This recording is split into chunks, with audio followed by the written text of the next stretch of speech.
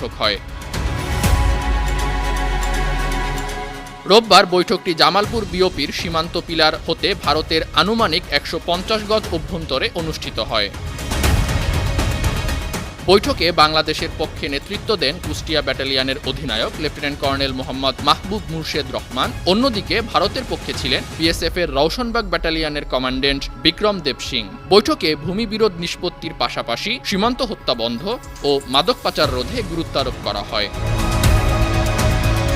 এ বিষয়ে কুষ্টিয়া ব্যাটালিয়নের অধিনায়ক lieutenant colonel Mohammad মাহবুব মুর্শেদ রহমান গণমাধ্যমের সাথে কথা বলেন। তিনি জানান, ভারতের অভ্যন্তরে বাংলাদেশের আনুমানিক ২০০ একর জমি আছে। অন্যদিকে বাংলাদেশের অভ্যন্তরে আছে ভারতের আনুমানিক ৪০ একর জমি। গত ১০ ফেব্রুয়ারি বিজিবি বিএসএফ এর মধ্যে একটি সিদ্ধান্ত গ্রহণ করা হয়। সেই সিদ্ধান্ত অনুযায়ী আগামী অক্টোবর মাসে উভয় দেশের সার্ভেয়ার এবং বিজিবি বিএসএফ এর উপস্থিতিতে পুনরায় জরিপ করা হবে। জরিপের পর